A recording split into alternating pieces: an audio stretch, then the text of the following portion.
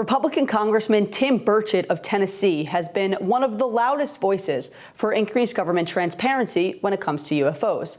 I sat down with him last week. Here's that conversation.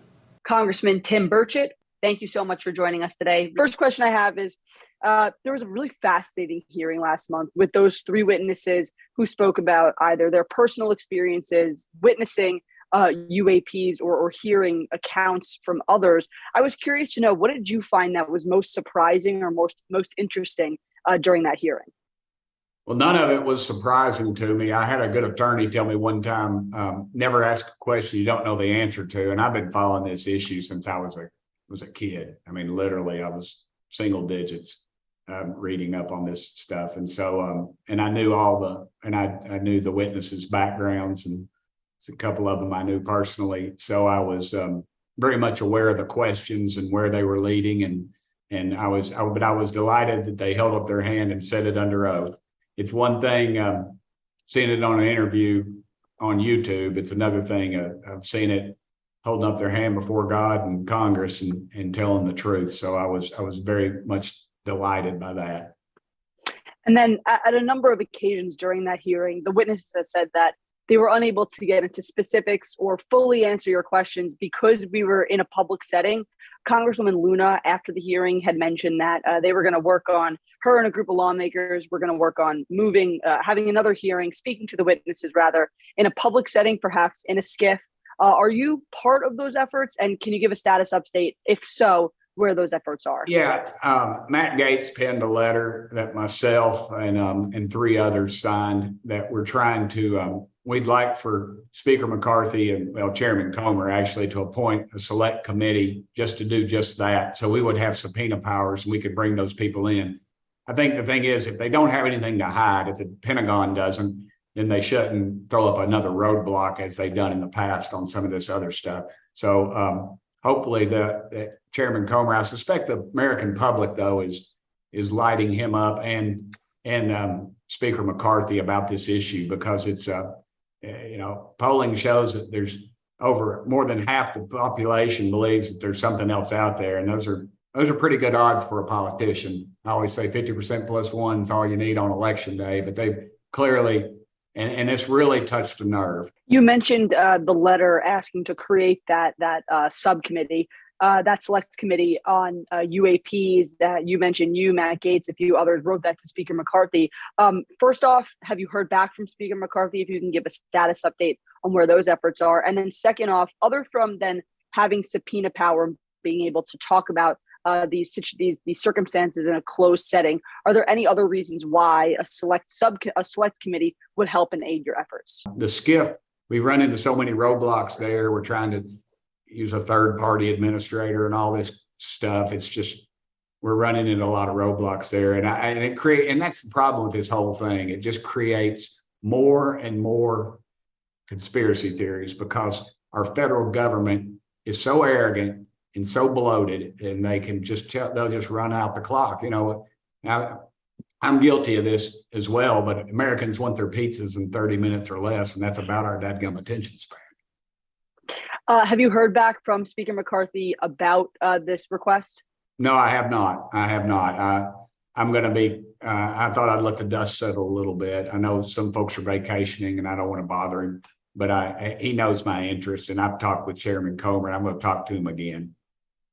And then before we dive into the specifics of what was actually said in the hearing and parse through those details, I'm just curious, the public, as you mentioned, was really captivated during that hearing last month. I think that you mentioned that someone had traveled all the way from Denmark to attend this hearing. Are you guys planning more hearings in the months to come? Because I know there's probably, I'm sure, more information that you guys want to discuss. Yeah, there is, but I think the select committee, if we can get that and kind of get out from, the chairman's kind of is really busy right now. There's a lot of things that we're oversighting over, and judiciary is as well. And if we could set up that separate committee, I think that'd be the avenue to take all those other things down. And I think we could start a series of hearings as well. And I'd like to take them out from under the Capitol at some point. Maybe some of the areas that we think that there's some activity at, and be more open to the public. Do you think that the only way that we could see more hearings on this topic is if we get that select committee? I think we could probably do it under the committee system, but it's the current committee system. But I don't think that I think the powers that be will squash it if we do that. That's why I think we need a select committee. And when you say powers that be, who exactly are you referring to there? People that make the calls. We couldn't. I mean, you're in the press. That I don't know if you knew this or not, but I was alerted by the press on the day of our press conference, where 4 of us were in there and talking about it, about what we expected from the committee and what was going to happen, and questions we were going to ask, and people that were going to be there. That we announced to our expert witnesses.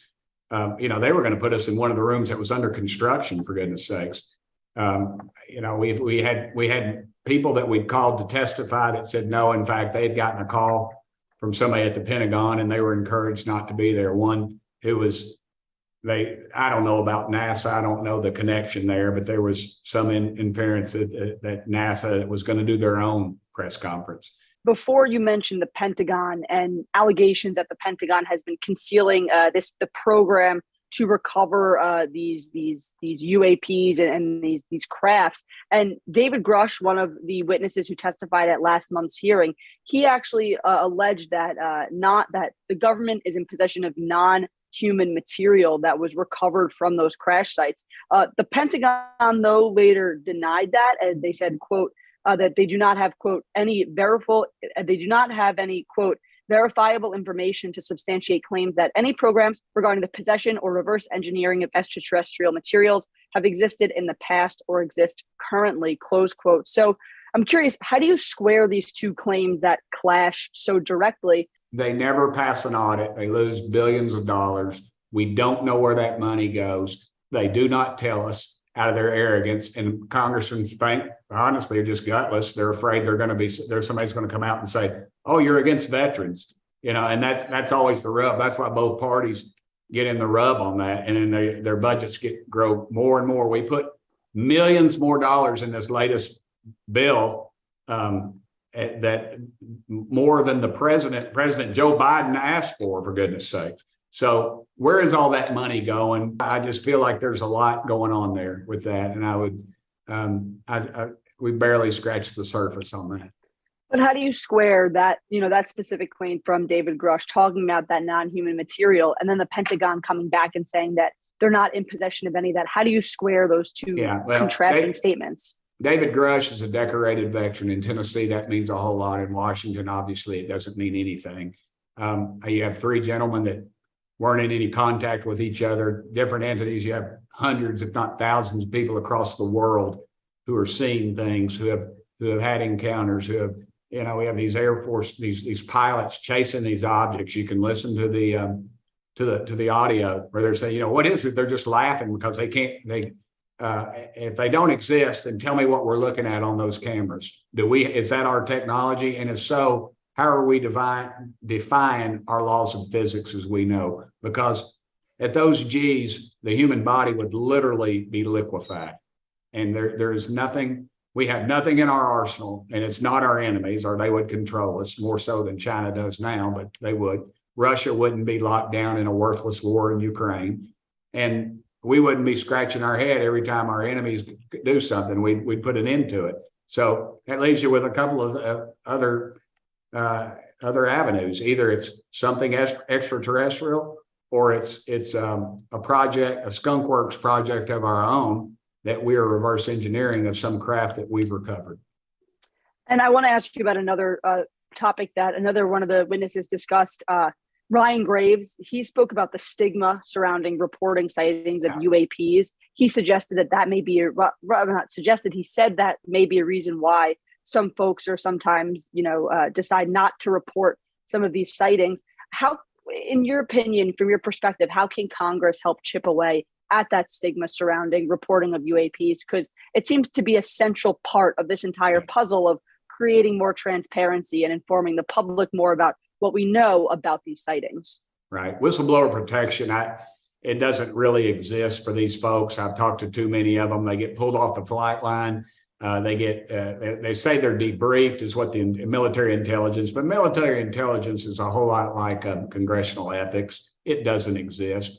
Nobody believes that it does because of what they're saying. You have a pilot who's pulled off the line 8 hours, interrogated. They have a blemish on their record. They're pulled off the flight line. They're made fun of. They're humiliated. And some of these guys are telling me they're seeing these things on a regular basis. And they've even told me they'll destroy the evidence, the camera footage, the film, if you will, by banging their knee against something or doing something, and it will destroy the film because they know if they go back and they see it and that film's out there, that they'll have to answer for it, no fault of their own. And that's the kind of thing we're dealing with our military and our Pentagon, who say these things don't exist. And then I want to ask you about the National Defense Bill, the NDAA, of course. In the Senate version, there was an amendment that was proposed by Senate Majority Leader Chuck Schumer and Senator Mike Rounds, a bipartisan amendment, a Republican and a Democrat, that would have created a review board in charge of declassifying UFO-related records. Of course, the House and the Senate passed their own versions of the NDAA. They're now going to have to be conferenced. Lawmakers are going to have to reconcile those differences and come to a consensus before the September 30th deadline. Are you pushing for that amendment to remain in the compromise bill? And do you think that that amendment will be enough to sort of help in your efforts of creating this more increased transparency and decreasing the stigma? I think what you'll do is put it all under one central location, and they'll decide that it is not, that it is a national security issue, and somebody will whisper in their ear and shut that down. I think what they need to do is just release the files, the unredacted files. So you're not confident that this amendment will make it in the compromise bill? No, you're asking, you're going to tell, and the Pentagon is helping with this, a group that's helped. I thought, the Pentagon says they don't exist. So what's there to review? I don't trust them. I don't trust them from day one.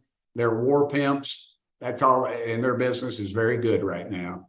And that's what they're after. They're after more dollars, more of your tax dollars, and they don't need any more. They just need to release these files. Now we have a couple audience questions, folks who sent in questions to ask you and other lawmakers and experts in the field. So this first question comes from Brian Anslinger, who is an assistant news director at KATU. And he writes, let's assume that UAPs are real objects with multiple origins, extraterrestrial, interdimensional, or otherwise, that are not completely known and within agendas that are not completely understood.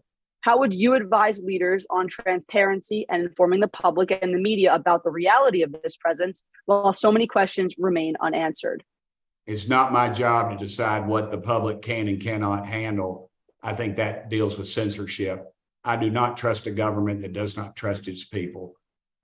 We've got to start exerting our willpower when you have 20% of the population or something eligible that's voting. They get it. They just ring the bell, Pavlov's dog, and we salivate, and they come running. If I was in the media, I'd be FOIAing the hell out of the Pentagon and everybody else on every one of these issues, and releasing anything that touched UFOs. And now they've changed the name to UAPs to further cloud the issue. I'm sure they had some think tank put that together, but I just don't trust them. I say release it.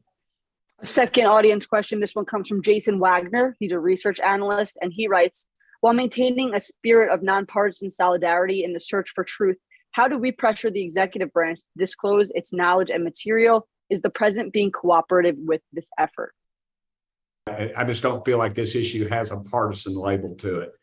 I think it's bigger than that. I think the people that are profiting from this they might play the party politics. They write the checks to some of the members, and legally, of course, but they profit in whoever's in charge. They just they don't want us to turn the spigot off.